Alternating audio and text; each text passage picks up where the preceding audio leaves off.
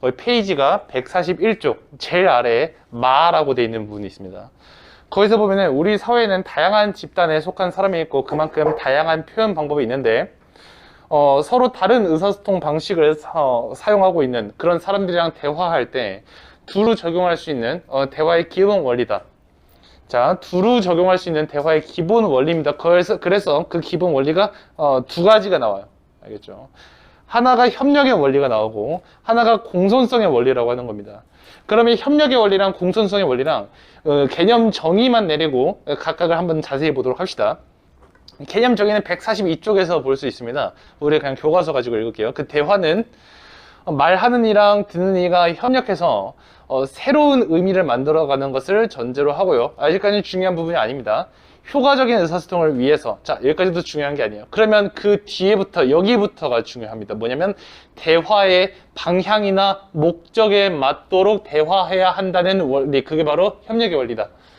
그러니까 선생님이 이것을 왜 강조하냐면 여기서는 그 뒤에 나오는 게 4가지 정도가 있거든요.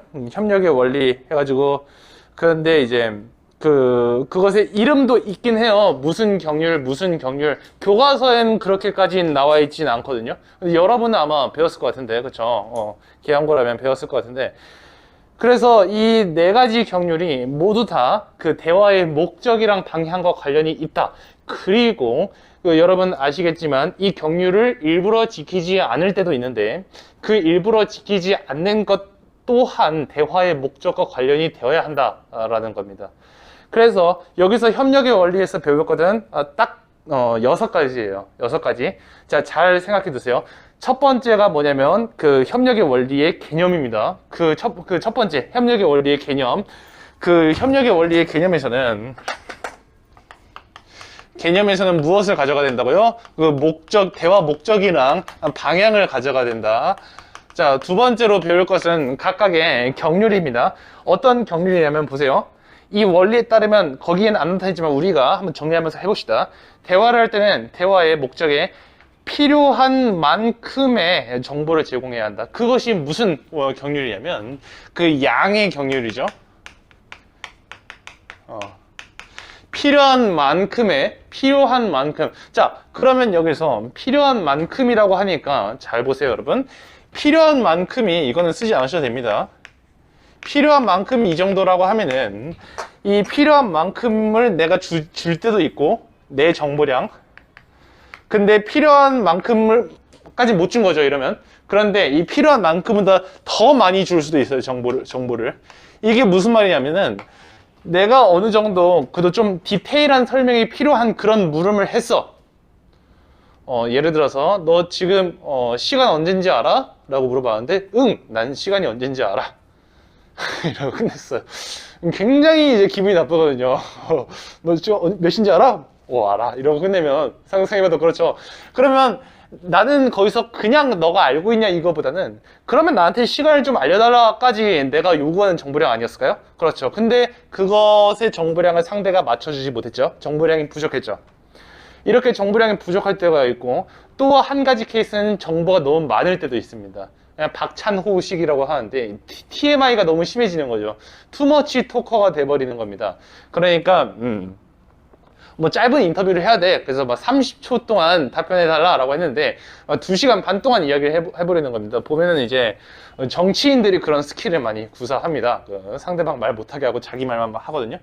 그래서 이 양의 경률에서는 우리가 당연히 그 필요한 만큼의 정보를 주어야 한다고 하는 것이 너무 적게 줘서도 안 되고 너무 많이 줘서도 안 되는 그 적정한 정보량이라는 거.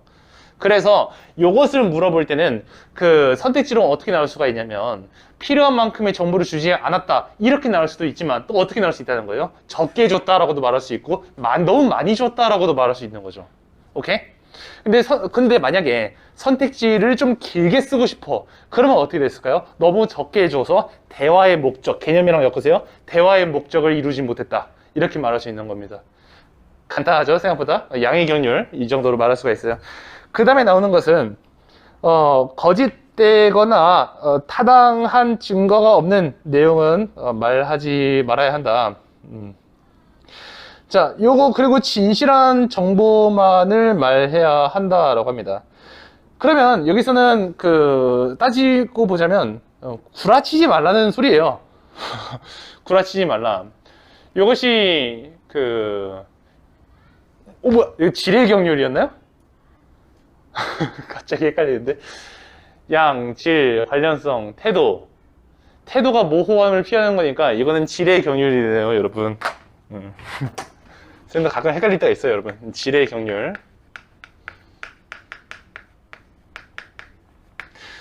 지뢰 경률은 아주 쉽게 말하면 구라치지 말라는 거예요. 그러니까 여기서도 보면은 두 가지로 나눠서 이야기를 하고 있죠. 그러면은 보면은 거짓되거나 타당한 증거가 없는 내용은 말하지 말아야 한다. 그리고 또 어떤 것 진실한 정보만을 말해야 한다라고 하죠. 그러니까 이것을 우리가 판단할 때도 뭐 거짓되거나 타당한 증거가 없는 이야기를 했다, 또는 진실한 정보가 아니다, 이렇게 이야기할 수가 있습니다. 아주 간단해요. 이것은 그 아래에 있는 표로 우리가 그 아래에 있는 글로 읽어볼 수가 있는데요. 재영이가 말을 하죠. 모든 숙제 왜 안 했어? 이제 재영이가 조금 더 센 캐 같아요. 왜냐면은 보통 이런 얘기를 하는 것은 상대를 깔 수 있는 사람이 하거든요. 이렇게 말을 하니까, 자, 어제 방과 후 학교 수업 듣느라 시간이 부족했다라고 합니다. 그런데 그 수업이 학교 공사 때문에 미뤄졌다. 구라친 게 지금 들켜버린 거죠. 그렇죠. 그러면 여기서 이 경률을 하나 위반해 버린 게 됩니다. 자, 이렇게 경률 위반을 한 거 알겠죠? 넘어갈게요. 이제 다시 위로 가보겠습니다. 자, 이제 또부터 봐봅시다. 대화에 내용과 관련이 있는 말을 해야 한다.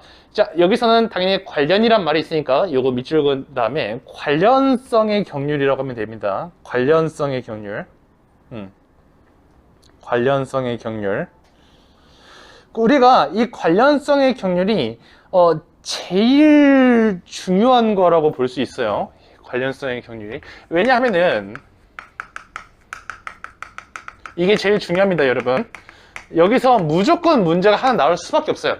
관련성의 경률에서 만약에 문제가 안 나온다, 그러면 선생님은 민석은 아주 혼쭐을 내겠습니다. 알겠죠?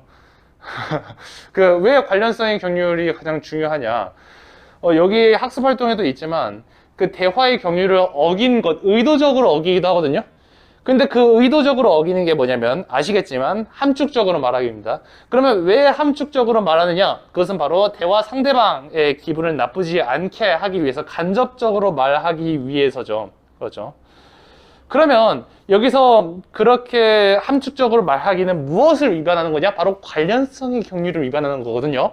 그러니까 관련성의 경률이 제일 중요하다고. 그래서 반드시 이거는 문제가 따로 나올 수밖에 없다는 게 선생님 입장입니다. 알겠죠? 자, 그러면 대화의 내용과 관련이 있는 말을 해야 하고, 넘어갈게요. 모호하거나 중의적인 표현은 피하면서 간결하고 조리 있게 말해야 된다. 이것은 무슨 경률일까요? 이것은 바로 태도의 경률이라고 할 수 있어요. 자, 이래서 이게 5번째, 쌤이 6개 말했죠. 여기서 협력의 원리에서 태도의 경률이라고 하는 겁니다. 태도의 경률. 자, 그러면 아주 그냥 모호하게 얘기하지 말라라고 하는 거죠. 그런데 여러분, 이 태도의 경률에서 주의하셔야 될 게 뭐냐면, 이 태도의 경률이 헷갈려요. 그러니까 이게 모호한 건지 아니면 관련성이 없는 건지 가끔 헷갈릴 때가 있거든요. 문제를 풀면서 이거는 태도의 경률이구나. 그런데 정말 아쉬운 점이 있다면, 여러분이 만나는 대부분의 문제에서는 이것이 태도의 경률을 어겼기 때문이다, 이런 문제는 없을 겁니다. 왜냐하면 교과서에서는 이것들을 따로 하나하나 이름 붙여서 표현하고 있지는 않거든요. 그러니까 여러분들은 어떻게 여기를 공부해야 되냐면, 문제를 보면서 여기서 이 협력의 원리를 위반한 친구를 찾으라는 문제는 참 많이 나올 겁니다. 그러면 여러분들은 그걸 찾으면서 무엇을 해야 되냐면, 얘가 어떤 경률을 어겼는지를 같이 분석을 해야 되는 거예요. 문제에서는 그것까지는 얘기하고 있지 않겠지만, 여러분은 얘는 지뢰 경률을 위반했군, 이거를 분석을 해야 돼요. 그리고 그것이 헷갈린다면 민기쌤한테 그 문제를 갖다 주셔야 됩니다. 알겠죠? 좋아요. 자, 이제 마지막으로 볼 것이 대화 함축이라는 겁니다. 자, 그 아래에 보면은 사라고 있는 부분 봅시다. 의도적으로 협력의 원리를 어길 때가 있습니다. 오케이? 그렇게 의도적으로 협력의 원리를 어길 때가 있는데, 근데 그걸 보니까 초콜릿 먹을래? 라고 하니까 조금 전에 양치질을 했어 라고 합니다. 그러면 이걸 쌤이 한번 설명해 줄게요. 보세요. 초콜릿 먹을래? 라고 하면은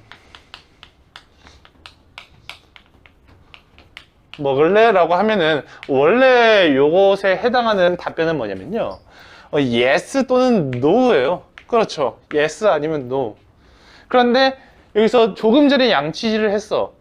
선생님 이거 관련이 있는 거 아닌가요? 조금 전에 양치를 했으니까 못 먹는다는 거죠. 근데 그것은 우리가 한번 추론하는 거잖아. 그냥 추론 안 하고 완전 직접적으로만 그 표면적으로 보이는 것만 가지고 우리가 한번 이야기를 해봅시다. 그러면은 초콜릿 먹을래? 라고 할 때 응 또는 아니가 나와야 되는데 그 내용이 나오지 않고 제3의 내용이 나왔어요. 그 제3의 내용이 뭐냐? 바로 여기 나오는 양치질을 했어가 나온 거죠. 양치질.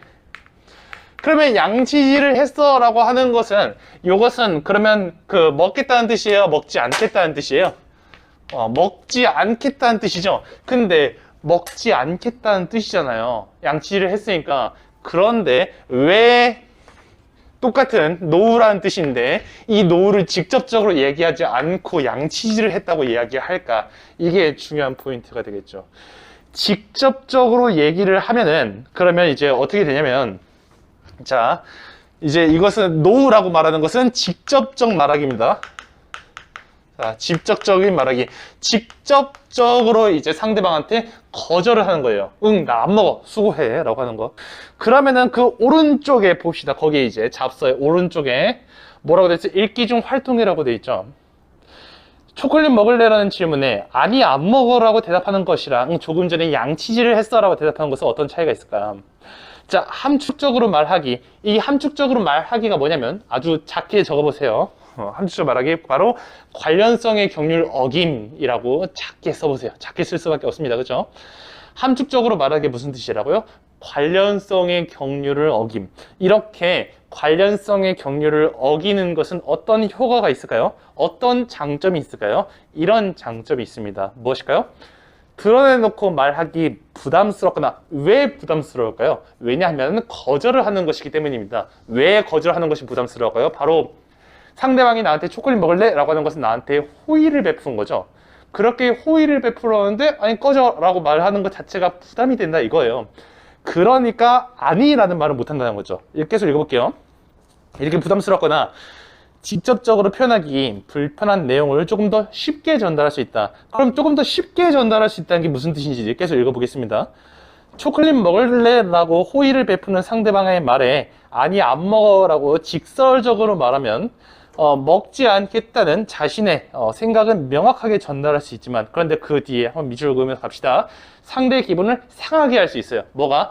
직설적으로 말하기, 직접적으로 말하기가 상대방의 기분을 상하게 할 수 있어요. 그래서 함축적으로 표현하면요, 상대방의 기분을 상하게 하지 않으면서도 효과적으로 전달할 수 있어요. 자, 여기서 헷갈리시면 안 되는 포인트가 있습니다. 헷갈리면 안 되는 포인트가 뭘까요?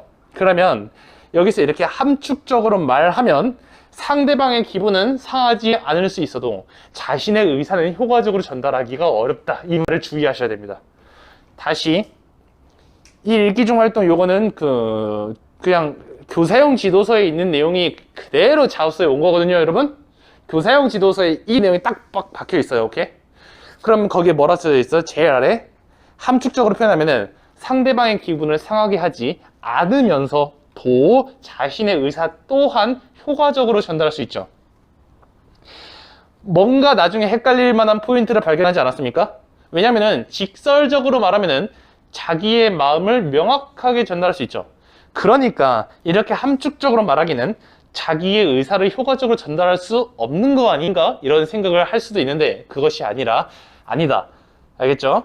그 자신의 의사도 효과적으로 전달할 수 있다는 겁니다. 그러니까 우리가 제일 마지막으로 여기서 쌤이 중요하다고 하는 것은 바로 그 함축적으로 말하기가 되겠습니다. 그리고 여기서 함축적으로 말하기가 참으로 중요한데, 그런데 이것은 대부분 뭐랑 엮인다고 볼 수가 있어요? 이 관련성의 경륜이랑 엮인다고 볼 수가 있다. 그래서 이 4번이랑 6번이 참으로 중요하다. 민기쌤은 이렇게 생각합니다. 자, 그래서 이제 사 부분에 세 번째 줄, 네 번째 줄 볼게요. 양치를 했으니까 초콜릿을 먹지 않겠다라는 뜻이 담긴 것이다. 표면적으로는요, 밖으로 보일 때는요, 대화 내용에 맞지 않는 말 같아요. 이 말도 주의하셔야 됩니다. 이 말 선택지로 있으면 맞다라고 할 줄 알아야 돼요. 그러니까 표면적으로는 대화 내용에 맞지 않는 말이다 라고 돼 있으면 그렇다라고 여러분 할 수 있어야 됩니다. 아시겠죠? 아니야, 이거 대화 내용과 관련이 있잖아 라고 하면 안 돼. 대화 내용이 맞지 않는 말이 맞습니다. 맞지 않는 말이 맞아요. 그런데 이제 실제로는 자신의 의사를 함축적으로 표현하고, 이게 무슨 뜻일까? 실제로는 대화 내용에 맞다라는 뜻이죠. 그러니까 밖으로 볼 때는 대화의 목적에 어긋나는 말을 하는 것 같지만 실제로는 대화의 목적에 어긋나지 않고 있다라고 하는 겁니다. 그러니까 여기에서 이 함축적으로 말하기도 뭐 안에 포함돼요? 여기서 협력의 원리 안에 포함이 되잖아요. 근데 이 협력의 원리가 개념이 대화의 목적이란 방향을 잘 지켜나가는 거 아니겠습니까? 그러니까 여기서 이렇게 함축적으로 말하기를 해도 실제로는 대화의 목적이랑 방향을 잘 지켜나가고 있음을 여러분들이 반드시 기억을 하셔야 되는 겁니다. 알겠죠? 함축적으로 말하기는 대화의 목적과 어긋난 것이다. 이렇게 말하면 안 되는 거예요. 오케이?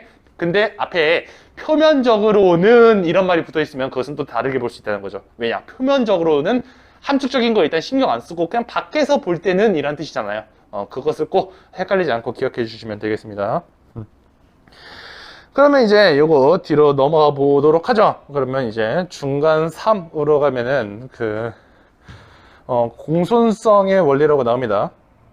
그 공손성의 원리 또한 여러분 여러 가지로 나눠서 설명할 수 있습니다. 예를 들어서 어떤 것이 있냐면 공손성의 원리에는 요령, 거기서는 이제 마찬가지로 경률이라고 하네요. 요령의 경률, 관용의 경률 이런 것들이 있었죠. 여러 가지 있습니다. 또 뭐 찬동의 경률, 겸양의 경률, 동의의 경률이 있어요. 선생님이 이 경률들을 여기다가 미리 써보도록 하겠습니다. 자, 일단 먼저 개념만 보고 합시다. 자, 대화할 때는 자신의 말이 상대방한테 어떤 영향을 미칠지 고려하면서 상대방을 배려하는 태도를 가지는 것이 중요하다. 자, 이렇게 대화하는 사람들이 최대한 예절 바른 태도로 상대방을 대하려고 노력하는 것, 이게 개념이죠. 공손성의 원리의 개념 나왔죠? 자, 여기서 공손성의 원리는 예절 바른 태도라고 할 수가 있는 거죠, 간단하게. 그리고 여기서 선생님이 따로 이제 알려줄 것이 있는데, 그것이 바로 경률들입니다. 어떤 경률이 먼저 있느냐? 요령의 경률이 있어요. 요령의 경률. 자, 그리고 요령의 경률이랑 뭔가 비슷해 보이는 게 관용의 경률입니다. 그렇죠? 이거는 따로 써두는 게 좋을 겁니다. 참 좋을 겁니다. 물론 프린트 있지만요. 그리고 이 요령의 경률이랑 관용의 경률이 한 세트거든요, 여러분. 그 다음에 또 뭐가 있느냐? 찬동의 경률이 있습니다. 찬동의 경률이랑 하나의 세트가 되는 게 뭐가 있냐면 겸양의 경률이 있습니다.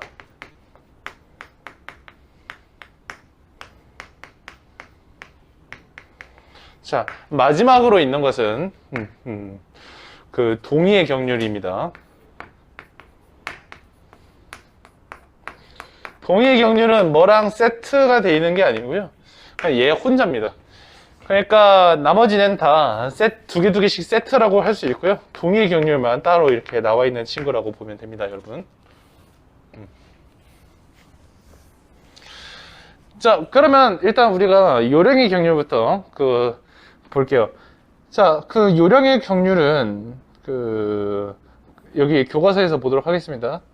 상대한테 부담이 되는 표현은 되도록 줄이고 혜택을 베푸는 표현을 많이 써야 하며, 자신한테 혜택을 주는 표현은 줄이고 부담이 되는 표현은 많이 해야 된다. 자, 여기서 선생님이 동그라미 싫어하는 거에 한번 같이 동그라미 쳐볼까요? 자, 상대방에게, 이 원리에 따르면 상대방에게, 상대방, 그 다음 부담, 그 다음 혜택, 그 다음에 자신, 혜택, 부담. 자, 그러면 여기서 우리가 볼 수 있는 게 뭐냐면요. 요령의 경률과 관용의 경률이 하나의 세트라고 했잖아요. 세트? 그러니까 완전 비슷한 거예요. 조금만 뒤집으면 되거든요. 그러면 요령의 경률과 관용의 경률은 우리가 어떻게 외우면 참 편하냐면요. 부담이랑 혜택으로 외우면 됩니다. 부담과 혜택으로 외우면 됩니다. 아주 쉽게 할 수 있어요, 여러분. 진짜입니다. 부담과 혜택으로 외우기. 오케이? 그럼 부담과 혜택이라고 할 때, 자, 이거 보세요. 이 부담과 혜택. 당연히, 자신한테는 혜택을 조금 주고, 상대한테는, 혜택을 많이 주고, 자신한테는 부담을 많이 주고, 상대한테는 부담을 조금 줘야 됩니다. 당연하게 생각하시면 돼요. 그러니까, 상대한테 좋아지도록 하면 됩니다. 나한테 좋은 것보다 상대한테 좋도록 하면 돼요. 왜냐하면 공손해야 하니까요. 상대한테 안 좋게 하면 그것은 공손한 표현이 되지 않겠죠. 예절이 아니겠죠. 그러니까 상대한테 좋으면 된다. 자, 근데 보세요, 여러분. 쌤이 딱 정리해 줍니다. 뭐라 했어요, 쌤이? 부담이랑 혜택이라고 했죠.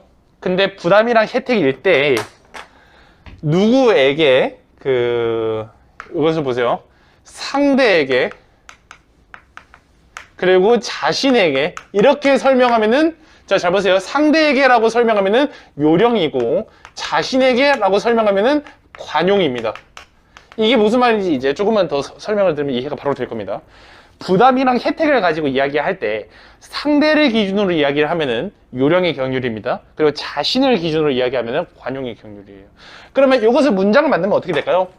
자, 부담과 혜택 상대입니다. 그러니까 이렇게 만들면 됩니다. 요령의 경률은요, 상대한테 부담을 조금 주고 상대한테 혜택을 많이 준다. 이러면 요령의 경률이에요. 관용의 경률은요, 자신한테 부담을 많이 주고 자신한테 혜택을 적게 준다. 주어 어떻게 따지는지 알겠어요?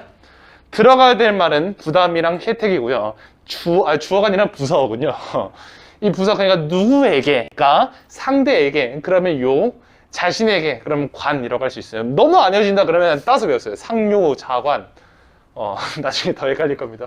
상요, 자관 하면서 상대를 가지고 말을 하면은 요령이다. 자신을 가지고 말을 하면은 관용이다. 그리고 그것에 들어갈 것은 부담과 혜택이다. 자, 마지막으로 쌤이 한 번만 더 하고, 이거 넘어갈게요. 상대한테 부담 적게 주기, 상대한테 혜택 많이 주기, 요령. 자신한테 부담 많이 주기, 자신한테 혜택 조금 주기. 이러면 관용. 어때요? 쉽게 할 수 있겠죠? 이렇게 외우면 됩니다, 여러분. 그 다음에 찬동의 경률이랑 겸양의 경률입니다. 여기서 찬동의 경률이랑 겸양의 경률 또한 이렇게 할 수 있는데요. 이것은 어떻게 하면 되냐면, 비방이랑 칭찬이라고 하면 됩니다. 자, 교과서에 나오는 내용은 아닌데, 이거는 쌤이 더 해주겠습니다. 이거는 부담이랑 비슷한 게 뭐냐면 비방입니다. 여러분, 비방이 뭐냐면요, 까는 거예요. 근데 이게 안 되고 있나? 설마? 되고 있네요. 다행이다. 자, 비방은요, 까내리는 겁니다. 그리고 이것은 비방 뭐라고 할 수 있냐면 칭찬이라고 할 수 있어요. 칭찬. 자, 마찬가지로 이렇게 가면 됩니다. 상대한테 하면은 위에서부터 하세요. 상대한테 하면은 찬동이고요. 찬동은 참 많아요. 칭찬의 경률 이런 식으로도 나오거든요.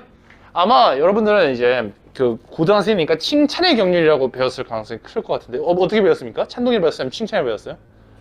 찬동이를 배웠어요? 어려운 용어를 배웠네요. 찬동이란 말 자체는 칭찬이라는 말이랑 그냥 똑같은 말이라고 보시면 됩니다. 그리고 이것 마찬가지로 자신을 기준으로 말할 때는요, 이것은 겸양이라고 하면 됩니다. 자, 그럼 민기쌤 이거 가지고 말을 한번 만들어 볼게요. 알겠죠? 상대한테 하는 비방을 최소화하고 상대한테 칭찬을 최대한 많이 한다. 그것은 찬동의 경륜입니다. 나를 기준으로, 자신을 기준으로 자신의 비방을, 자신에 대한 비방을 많이 하고, 아니에요, 저 바보, 제가 좀 뭐 이러면서 자신에게 비방을 많이 하고 자신의 칭찬을 최소화하는 거. 내 칭찬을 내가 스스로 하면 안 되겠죠. 그것이 바로 겸양의 경륜이다. 이렇게 하면 됩니다. 아시겠죠? 자, 그 다음에 동의의 경륜입니다. 동의의 경륜은요, 일치점이랑 and 차이점이라고 하면 됩니다. 근데 이거는 일치와 차이라고 하는 것이 상대와 나와의 일치, 나와 상대의 일치 똑같은 말이잖아요. 그러니까 이거는 상대랑 자신을 나누지 않습니다. 자, 그래서 이거는 어떻게 말하면 되는 거냐면 동의 경률은 상대방의 말과 나의 말 사이에서 일치점을 최대화하고 차이점을 최소화하는 것, 이것이 동의 경률입니다. 근데 우리가 여기서 빡치는 게 뭐냐면요, 이겁니다. 그 2, 3, 6 무려 3개나 화가 나요. 화가 나는 이유를 알려주겠습니다. 화가 나는 이유는 뭐냐면 찬동의 경률이랑 겸양의 경률 같은 경우에는 뭐 딱 봐도 칭찬하는 상황이니까 보여요. 찬동의 경률은 내가 남을 칭찬할 때 또는 내가 남을 까고 있어, 그런 상황에서 쓰는 거고요. 누군가를 막 싸가지 없이 까고 있을 때, 여러분, 요구하고 있을 때가 아니야. 싸가지 없이 요구하고 있을 때가 아니라 찬동의 경률은 어떤 데 쓰다고? 너무 까고 있을 때. 너 왜 그렇게 바보 같냐? 이러고 있으면은 아니 바보 같다는 표현은 부담 아닌가요? 이렇게 하시면 안 돼요. 무조건 까고 있을 때 찬동의 경률이 많이 나옵니다. 알겠죠? 그리고 겸양 경률은 내가 칭찬을 받고 있을 때 겸양의 경률이 나옵니다. 그래서 찬동의 경률이랑 겸양의 경률은 좀 쉬운 편이에요. 근데 우리가 여기서 헷갈리는 게 있습니다. 그 헷갈리는 게 뭐냐면 요령의 경률, 관용의 경률, 동의의 경률이라고 했었죠. 그러면 이것들이 왜 헷갈리는지 알아보도록 하죠. 자, 왜냐면은 보세요. 이거 두 개가 똑같은 말 같아서 그래요. 생각을 해보면 상대한테 부담 적게 해준다. 그러면 당연히 자신한테 부담을 많이 주는 거겠죠. 이렇게 헷갈립니다. 그래서 선생님이 문제를 많이 풀다 보니까 이것은 요령이구나, 이것은 관용이구나 라고 하는 것을 좀 발견을 했습니다.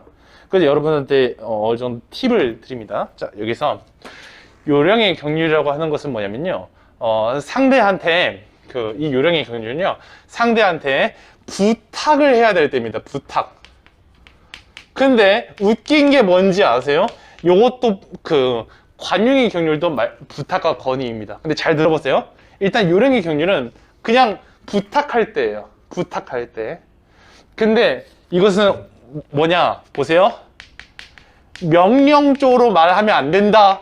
요게 나오면 무조건 요령의 경률을 고르시면 됩니다. 명령조는 상대한테 부담을 주는 거거든요. 그래서 명령조로 이야기한다 싶으면 근데 이제 요령의 경률이라고 할 수 있어요. 그리고 여러분, 이 요령의 경률은 반드시 친구들 사이에서 나옵니다. 어른한테 말하는 것이 요령의 경률을 위반했다는 선택지 안 나와요. 자, 진짜입니다. 친구들끼리 이야기하고 있으면은 일단 요령의 경률을 의심해 봐야 됩니다. 그러니까 대화 상대방이 교사가 나왔다. 그러면은 요령의 경률보다는 관용의 경률이 많이 나와요.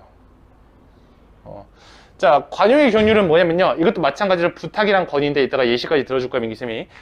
이거는 부탁이랑 건의인데 이것은 어떤 상황이냐 보세요. 이것은 뭔가 큰 문제가 생겼을 때, 이 문제가 생겼을 때 이것이 굉장히 중요합니다. 이것만으로 알아볼 수 있어요. 문제가 생겼을 때 하는 것이 바로 관용의 경률입니다. 어떤 문제다라고 할 수 있냐면요, 어떤 문제냐면 대부분의 문제는 다시 한번 말해줘. 소통의 문제 또는 이해의 문제, 요거 두 개가 대부분 나옵니다. 자, 이제부터 들어보세요. 관용의 경륜이 뭐냐면요, 부담을 자기한테 주는 거잖아요. 근데 부담을 자기한테 준다는 게 무슨 뜻이냐면요, 내 탓을 한다는 겁니다. 오케이? 내 탓을 한다는 거예요.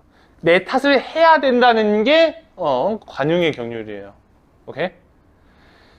요령의 경륜으로 설명할 수가 없죠. 왜냐면 요령의 경륜은 상대 탓을 하지 말아야 한다 하고, 관용의 경륜은 내 탓을 해야 한답니다. 잘 들어보세요. 내 탓을 해야 한다. 그게 바로 관용의 경륜입니다. 그러니까 이거 두 개가 영원히 헷갈리는 거예요. 아니, 그럼 얘 상대 탓을 하고 있잖아. 그럼 상대 탓을 하면 안 된다는 부담의 경륜 아니야? 상대 탓을 하면 안 된다는 경륜이나 내 탓을 해야 된다는 경륜이랑 뭐가 다른 거야? 헷갈립니다. 영원히 헷갈려. 절대 풀 수 없는 난제야. 그래서 이거는 문제가 생겼을 때 소통이 잘 들어보세요. 조금만 목소리를 좀 더 크게 해주세요. 선생님의 말은 너무 작아서 들리지 않아요. 이렇게 말하면 안 됩니다. 내 탓을 해야 돼. 자, 보세요. 의사소통에 문제가 발생했어요. 문제라고 했습니다. 민기쌤이. 어떤 특정한 문제가 생겼어. 너의 목소리가 작았기 때문에 문제가 발생했다. 이러면 안 된다는 게 바로 관용의 경륜이거든요. 오케이? 나한테 해야 된다. 그래서 관용의 경륜은 제가 귀가 좀 안 좋아요 라고 말해야 한다. 이게 관용의 경륜이에요. 여러분, 그러니까 그 경륜이라고 하는 것을 어떻게 이해해야 하냐면 이렇게 하지 말아야 한다라는 경륜은 없어요. 머릿속에서 잘 한번 다듬어 보세요. 이렇게 말하지 말아야 한다. 그러니까 보면은 되도록 줄이고라고 돼 있잖아요. 되도록 줄이고 많이 써야 한다라고 돼 있잖아요. 근데 여러분 보세요. 그 줄이고라고 돼 있죠. 줄이고 부담을 줄여야 한다. 그러면 그 부담을 줄이면 어떻게 말해야 돼요, 여러분? 보세요. 문제가 있어요. 그러니까 잘못된 말하기가 있습니다. 너희들 이것을 깨달으면 그렇구나 할 수가 있어. 그래서 잘못된 말하기를 수정을 할 거예요. 알겠죠? 수정할 거예요. 그러면은 여기서 잘못된 말하기가 어떤 잘못된 말하기가 있었냐? 상대한테 부담을 많이 줘버렸고 그 혜택을 조금 줘버렸습니다. 그래서 수정을 할 거예요. 알겠죠?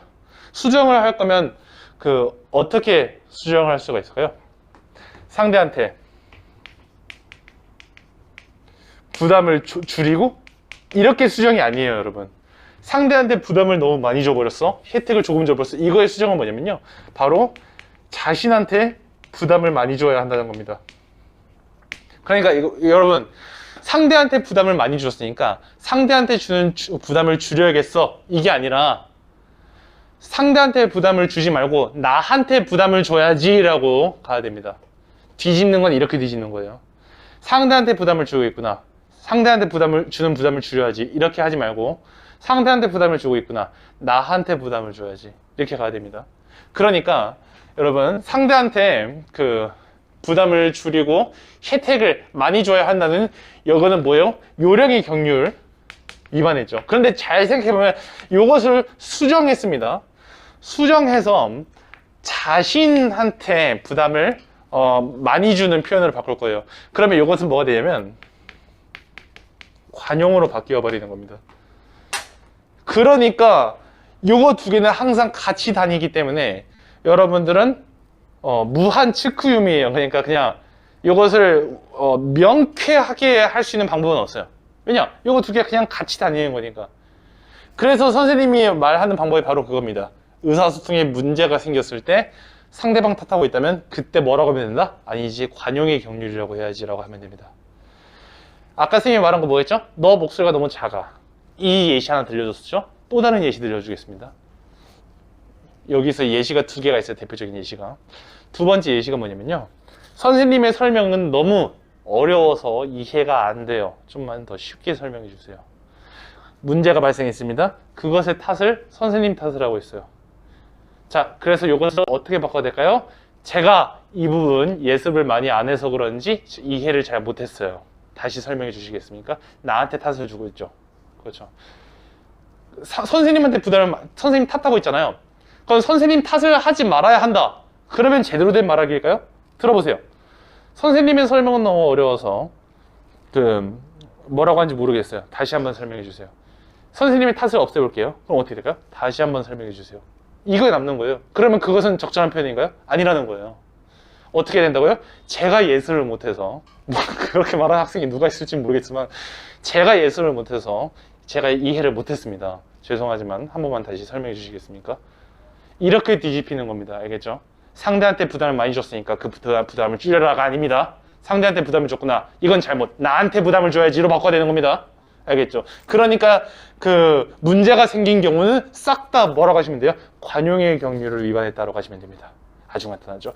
그러면 요령의 경륜은 도대체 무엇을 위반했을 때 요령의 경륜을 위반한 것이냐라고 하면은 싸가지 없이 명령했을 때 그때 요령의 경륜입니다. 근데 아니요, 선생님한테 명령한 거 아니에요? 좀 자세히 설명해 주세요. 목소리 크게 해주세요. 명령한 거 아니에요? 근데 웃긴 것이 이거는 이제 짬에서 나온 바이브라고 할 수 있는데 상대가 부모님이거나 선생님이면 요령의 경륜이 안 나옵니다. 요령의 경륜은 사전에 막 이것저것 설명을 안 하고 상황 설명을 안 하고 갑자기 와가지고 야, 너 여기 닦아 라고 하는 그것이 요령의 경륜을 위반한 거라고 보면 됩니다. 그러니까 야, 너 나한테 자료 빨리 보내. 이것은 누구 탓을 하지 않았어요. 생각해보면 그렇죠? 야, 너 빨리 나한테 자료 보내. 상대방 탓하지 않았잖아요. 그러니까 관용의 경륜을 어긴 게 아니죠. 오케이? 그런데 그것은 뭐예요? 야, 너 빨리 자료 보내. 상대방한테 부담을 이제 주는 표현을 하고 있는데, 그런데 이것은 우리가 이런 상황, 얘 싸가지 없네 싶으면 다 뭐라고 하면 됩니까? 명령 줘. 그런데 이것은 친구들과의 대화에서 많이 나온다. 개꿀입니다, 여러분. 이거 친구들과의 대화에서 밑도 끝도 없이 명령하는 거, 그게 바로 요령입니다. 관용은 이해가 안 되거나 말이 잘 안 들리거나 하는 어떤 문제 상황이 있을 때 탓을 쟤한테 때려버리면 그것이 관용의 경륜이다. 이렇게 엮으면 돼요. 이거 촬영하니까 뭔지 모르겠다 싶으면 이 부분 다시 들어와서 보세요. 알겠죠? 그 다음에 그러면 동의의 경륜은 뭐냐? 동의의 경륜은 일치점을 늘리고 차이점을 줄이는 거라고 했잖아요. 그러면 이 동의의 경륜은 왜 어렵냐면 이 방법이 어려워서 그래요. 자, 그러면 동의의 경륜을 말하기 전에 우리가 선생님이 여기서 뭐라고 해야 될까? 자 부분 여기서 이거 한번 읽고 말씀드리겠습니다. 시내가 추워서 상대방한테 창문을 닫아달라고 말을 하려 한다. 그럼 여기서 어떻게 말해야 상대방을 배려하면서 원활한 의사소통할 수 있을까? 대화의 목적에 맞게 필요한 만큼의 정보를 제공하려면, 그러니까 협력의 원리에만, 목적하면 협력의 원리죠. 협력의 원리에만 맞게 하려면 문 닫아 라고 말하면 됩니다. 그런데 문 닫아 라고 말하면 이것은 뭐예요? 친구들한테 하는 것 같은 명령이죠. 이것은 그러면 뭐의 경륜을 위반했다? 공손성에서 요령의 경륜을 위반한 거라고 보시면 됩니다. 오케이? 요령의 경륜을 위반했으니까, 그래서 요령의 경륜을 위반하지 않기 위해서 어떻게 하냐? 바람이 많이 들어와서 쌀쌀하네, 문 좀 닫아줄래라고 합니다. 자, 그럼 여기서 쌀쌀하네랑 문 좀 닫아줄래, 요거 쌤이 두 개를 정리해서 알려드리겠습니다. 쓰셔야 됩니다. 쌀쌀하네, 이것은 뭐냐면요, 돌려 말하기, 우회적으로 말하기, 간접적으로 말하기, 똑같은 뜻이거든요. 돌려, 우회, 간접. 자, 요령의 경륜 어겼을 때 그것을 요령의 경륜에 맞게 말하는 방법이 있습니다. 그것이 뭐라고요? 돌려, 간접, 우회. 첫 번째 방법이에요. 자, 다시 요령의 경륜을 어겼을 때 그것을 제대로 말할 수 있는 방법이 두 가지가 있습니다, 여러분. 두 가지라 했어요, 민기쌤이. 요령의 경륜을 어겼을 때. 근데 그 두 가지 중에서 첫 번째 게 바로 뭐다? 돌려서, 우회해서, 간접적으로. 그것이 뭐야? 바람이 많이 들어서 쌀쌀하네.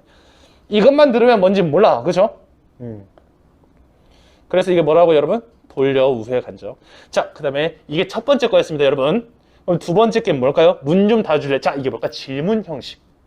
그래서 민기 딱 말해줬습니다. 요령의 경륜을 어겼다 싶으면 이거 두 가지로 해결할 수 있는데, 첫 번째가 돌려서 간접적으로, 우회적으로. 두 번째가 뭐라고? 질문 형식으로. 왜? 요것을 하면은 상대방의 부담을 줄여줄 수 있다고 합니다. 알겠죠? 상대방의 부담을 줄여줄 수 있다고 합니다. 근데 여러분 잘 생각해봐요. 상대방의 부담을 줄여줄 수 있다고 합니다. 그러면 문 좀 닫아줄래요? 라고 하면 상대방의 부담을 줄였어요. 왜 줄였는지까지는 몰라도 돼요. 줄인다고 하잖아요. 왜 그러냐면 명령조보다 기분이 덜 나빠서 그렇다고 하는데, 자, 여러분 잘 보세요. 왜 이게 관용의 경륜이 아니고 요령의 경륜일까? 왜? 상대방의 부담을 줄인 거 맞죠? 그렇다고 해서 그 부담이 나에게 왔습니까? 문 좀 닫아줄래? 라고 하는 순간 나한테 부담이 쫙 온 거야? 아니죠. 아니지. 그냥 상대방한테 주는 그 부담이 줄어들었죠. 요령의 경륜이 뭐라고요? 상대한테 가는 부담은 줄이고. 오케이? 나한테 부담이 왔다는 소리는 아니잖아. 그러니까 이렇게 질문 형식으로 딱 봐도 이제 그 질문 형식으로 아니면 간접적으로 말하기 이렇게 돼야 하는 상황, 이 상황은 뭐라고 여러분? 요령의 경률이다. 그러면 교과서에 안 나와 있는 게 관용의 경률인데, 관용의 경률이 뭐라고? 딱 봐도 문제가 생겼을 때 상대방 탓하고 있는 것, 그게 관용의 경률이 잘못된 것이고, 그래서 그 상황에서 내 탓을 해야 된다. 이게 관용의 경률을 지키는 거라 했습니다. 이제 조금씩 구분이 갑니까? 요령의 경률 이 두 가지. 자, 그 아래 이제 수빈이랑 그 아래 보면은 뭐 대화를 이어나가고 관계를 발전시키는 데 도움이 된다. 아래 볼게요. 수빈이랑 지원이랑 얘기를 합니다. 잠깐 시간이 되냐? 미안하지만 나 좀 도와줄 수 있냐? 자, 여기서 잠깐만, 그 다음에 미안하지만 뭐 이런 것들 이제 부담을 줄이는 겁니다. 그런데 이제 그 뒤에 지원이가 얘기하고 수빈이가 또 얘기하죠. 여기서 선생님이 한 가지 알려줄 게 있습니다. 뭐냐면 조금만 나눠서 2층까지만 옮겨줄 수 있을까? 물론 질문 형식이라는 거. 근데 그거는 우리가 다 알아요. 그건 뭐냐? 조금만이라는 표현을 한번 보세요, 여러분. 조금만이라는 표현이 있잖아요. 이 조금만이 뭐냐? 바로 부담이 크지 않다는 걸 알려주는 거죠. 야, 이거 다 이게 아니라는 겁니다. 조금만. 실제로 많을 수 있어요. 그러니까 조금만이라고 해서 같은 이만큼 있을 수 있죠. 하지만 우리가 말로서는 조금이야. 부담이 크지 않아. 부담을 줄이는 표현이죠. 그래서 여기서 이 조금만이라고 하는 것도 뭐라고요? 요령의 경륜을 지키고 있는 겁니다. 알겠죠? 그래서 선생님이 요령의 경륜을 이거 세 번째 거로 추가하겠습니다. 요령의 경륜을 지키는 방법은 세 가지입니다. 첫 번째가 돌려서 말하기, 간접적으로 말하기, 우회적으로 말하기. 두 번째가 질문 형식으로 말하기. 세 번째가 부담이 크지 않다는 것을 나타내는 표현. 그게 바로 조금만, 잠깐만, 1분이면 돼. 이런 표현입니다. 아시겠죠? 조금만, 잠깐만, 1분이면 돼. 이런 표현이 바로 상대방한테 부담이 크지 않다는 것을 나타내는 표현이라고 할 수 있어요. 그 다음은 뭐 상대방을 칭찬하는 표현이다, 혜택을 베푸는 표현이다. 이것은 쉽게 보시면 됩니다. 아시겠죠? 그 다음은 이제 144쪽 가면은 그 질문 형식으로 부탁을 하면은, 자, 왜 이럴까요? 상대가 거절할 여지가 있어서 부담이 덜해.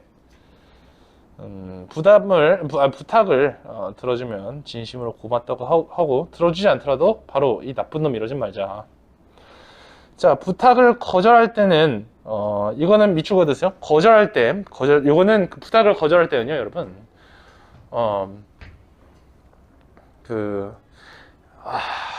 선생님이 말하는 게 이상하게 들릴 수 있겠지만, 부탁을 거절할 때는 보통 동의 경률입니다. 왜? 부탁을 거절할 때, 또는 뭐 이야기를 해요. 우리 이거 하자. 보통 거절이라는 표현을 잘 알아두세요. 우리 이거 하자 라고 하면은 내 뜻이 얘랑 같으면 뭐가 되는 거예요? 그래가 되는 거죠. 근데 내 뜻이 얘랑 달라. 그러면 싫어가 되는 거잖아. 동의의 경률은 무엇이냐? 그 싫어라고 말할 때 어떻게 말해야 되는지를 말해주는 게 동의의 경률이거든요. 그래서 동의의 경률을 우리가 지키려고 할 때는 어떻게 해야 되냐면, 자, 보세요. 첫 번째가 거절하는 이유를 정중하게 밝히자. 두 번째로는 상황이 허락하면 도와주겠다. 이것보다는 선생님 생각에는 상황이 허락하면 도와주는 것보다는 선생님이 외우고 있는 건 이겁니다. 상대방의 그 의견이 좋은 의견임을 밝힌다. 상대방의 의견이 좋은 의견임을 밝힌다. 그거 좋은 이야기다. 하지만 내가 오늘은 할머니 생신이 있어서 말이야. 이런 식으로. 오케이? 떡볶이 먹으러 가자. 그러면 안 돼. 이러면 동의 경률이 너무 어긋나요. 떡볶이 먹으러 가자. 떡볶이 맛있겠다. 그거 진짜 좋은 아이디어인데? 그런데 어떡해? 오늘 내가 할머니한테. 인간이 살면서 이렇게까지 말을 해야 되는데, 그놈의 대인관계가 뭐라고 이렇게까지 해야 되나 싶기도 하고요. 그렇죠. 그래서 이렇게 보시면 됩니다. 그래서 상황이 허락한다면 도와주겠다. 이 말도 괜찮겠지만 선생님이 뭐라고요? 좋은 의견임을 밝히다. 왜 좋은 의견임을 밝힐까요? 왜냐하면은 일치점을 극대화해야 되기 때문입니다. 좋은 의견이라는 것은 무슨 뜻이냐면, 나도 그 의견이 좋다고 생각한다. 나의 생각 또한 그거 비슷하다라는 뜻이잖아요. 그러니까 그거 좋은 의견이야. 나도 그렇게 생각해. 하지만 나도 그렇게 생각하지만 지금은 안 되는 것 같아. 이게 일치점은 극대화시키면서도 그 차이점을 줄이는 방법이라고 할 수가 있습니다. 좀 이해가 됐습니까? 자, 오늘 우리가 한 거를 복습해 보죠. 우리가 어떤 것들을 했냐면, 처음에는 그 협력의 원리라는 것을 배웠고, 그 다음에는 공손성의 원리라는 것을 배웠어요. 협력의 원리는 그 대화의 목적과 방향을 지키기 위한 겁니다. 그래서 협력의 원리는 지키면서 말했지만 그것이 공손성의 원리는 지키지 않는 경우가 있을 수 있죠. 봤잖아요. 여기서 그 문 좀 닫아 그런 케이스가 협력의 원리는 지켰지만 공손성의 원리는 지키지 않은 거죠. 그렇죠? 그 다음에 이 협력의 원리에서는 그 이 네 가지 경륜이 있고 한 가지 플러스 알파로 함축적으로 말하기가 있다고 했습니다. 근데 그 네 가지가 뭐냐? 바로 양의 경륜, 질의 경륜, 관련성의 경륜, 태도의 경륜이다. 그런데 민기쌤도 여기서 질의 경륜 잠깐 헷갈렸죠. 맞나? 잠깐 헷갈렸잖아요. 그것처럼 이렇게 구라치면 안 된다라는 경륜이 이제 질의 경륜이다. 그 어떻게 외우면 좋을까요? 모르겠습니다. 알아서 외우세요. 여기서 질의 경륜은 구라치지 말라는 거예요. 그 다음에 모호하게 말하지 말라고 하는 것이 태도의 경륜이다. 그 다음에 관련성의 경륜은 관련된 말을 해야 된다는 건데, 근데 이 관련성 경륜을 의도적으로 어긋나게 할 때가 있으니까 그때가 뭐라고? 함축적으로 말하는 것이다. 이 함축적으로 말하는 것도 대화의 목적을 잘 해나가는 겁니다. 그런데 표면적으로는 관련성의 경륜을 어긴 것처럼 보입니다. 그러니까 왜 함축적으로 말하냐면 그 오른쪽에 있었죠. 상대방이 기분 나쁘지 않게 말하기 위해서. 그런데 그렇게 함축적으로 말하면서도 자신의 의사는 효과적으로 표현할 수 있다. 그 얘기까지 봤었습니다. 그 다음에 본 거는 우리 공손성의 원리였죠. 예절과 관련된 것. 이건 참 복잡했습니다. 그래서 요령의 경륜, 관용의 경륜, 찬동, 겸양, 동의의 경륜이 있다고 했을 때 이거는 두 개씩 한 세트가 되고 동의의 경륜은 하나가 한 세트가 된다고 했습니다. 왜냐면은 상대와 나의 일치점이나 나와 상대의 일치점이나 똑같은 말이기 때문에 이거는 하나라고 했습니다. 그리고 이것을 외우는 방법은 요령의 경륜이랑 관용의 경륜을 부담과 혜택으로 묶고 찬동의 경륜과 겸양의 경륜을 비방과 칭찬으로 묶으면 됩니다. 그렇게 했을 때 상대한테 가면 요령, 자신한테 가면 관용. 이거는 그냥 이거 따서 외우는 게 편할 것 같아요. 상요, 자관 하는 식으로 상대한테 요령, 자신한테 관용. 말 만들어 보면 상대한테 부담 적게 상대한테 혜택 많이는 요령, 자신한테 부담 많이 자신한테 혜택 적게는 관용. 이것도 마찬가지로 상대한테 비방 조금, 상대한테 칭찬 많이 하면 찬동, 자신한테 비방 많이, 자신한테 칭찬 조금 하면 겸양이 됩니다. 마지막으로는 일치점을 최대화하고 차이점을 최소화하는 게 바로 동의의 경륜을 했어. 그런데 여기서 찬동의 경륜이랑 겸양의 경륜, 동의의 경륜은 좀 그나마 파악하기 쉬운데 요령의 경륜이랑 관용의 경륜은 파악하기가 어렵다고 했어. 그래서 그 요령의 경륜은 뭐냐? 부탁 또는 건의의 상황에서 명령적으로 말하면 안 된다고 하는 것이 요령의 경륜이야. 그러니까 너무 명령적으로 얘기했으니까 명령적 말고 이 요령의 경륜을 해결하는 방법이 그 세 가지가 있다고 했었죠. 첫 번째가 간접적으로 우회적으로 돌려서 말하기, 두 번째가 질문의 형식으로 말하기, 세 번째가 부담이 크지 않음을 드러내는 표현, 조금만 잠깐만 1분만 이렇게 말하기. 이렇게 상대한테 주는 부담을 줄인다고 해서 나한테 돌아오는 부담이 많아지는 것은 아니야. 그러니까 그런 말하기가 상대한테 부담을 줄이고가 되는 거잖아. 나한테 부담을 많이가 아니라 상대한테 부담을 줄이고가 되는 거잖아. 왜냐면 쟤한테 주는 부담을 줄인다고 해서 내가 부담이 갑자기 생겨버리는 게 아니니까. 그래서 그것이 요령의 경륜이라고 했고, 그래서 관용의 경륜은 참 어려운데 이것은 어떻게 파악하라 했다. 문제가 생겼을 때 탓을 누구한테 하고 있냐, 이것이 나오면 그때서야 비로소 관용의 경륜이 된다. 그래서 보면은 상대방 탓을 하고 있는 상황이 보이는데, 그런데 이때 문제가 생겼을 때가 두 가지가 보통 많이 쓰인다, 예문으로. 첫 번째가 뭐냐면 이해가 잘 안 돼요, 너무 어려워요. 두 번째가 뭐냐면 목소리가 너무 작아요, 이런 것들이 있다. 알겠죠? 자, 좋았습니다. 그래서 이렇게 우리가 배웠고요. 이 내용들이 곧 바로 이제 우리가 풀 수 있는 것들입니다. 그 뒤에 여기서 학습 활동에서는 보면은 공손성의 원리를 어떻게 지켜야 하냐 뭐 이런 것들이 있는데, 그냥 한번 읽어보시되, 그런데 우리가 해야 될 것이 하나 있어요. 우리가 여러분이 분석하셔야 되는 것이 있는데, 그것이 뭐냐면 목표 3입니다. 목표 3에 보면은 괄호 1이 있고 괄호 2가 있어요. 자, 괄호 1은 뭐냐면, 괄호 1은 그래서 함축적으로 말하기의 뜻이 무엇이냐를 우리 보고 추론하게 하는, 그게 바로 괄호 1이고요. 목표 3의 괄호 2는 뭐냐면 보기의 내용에 어떻게 반영되어 있는가. 상대방한테 부담이 되는 표현은 되도록 줄여야 한다. 이것은 그러니까 요령의 경률이 어떻게 되어 있는가. 그 다음에 자신한테 부담이 되는 표현은 많이 해야 된다. 이것은 관용의 경률이 어떻게 되어 있는가. 이것이 어떻게 되고 있는가를 여기서 볼 수 있습니다. 그래서 그걸 보시기 바랍니다. 알겠죠? 그리고 만약에 여기서 학교 프린터가 같이 있었다면 그거랑 같이 엮어서 학교 프린트를 좀 많이 복습하는 게 필요해 보입니다. 민기쌤의 수업은 여기서 설명을 마치도록 하죠. 혹시 질문하실 거 있나요?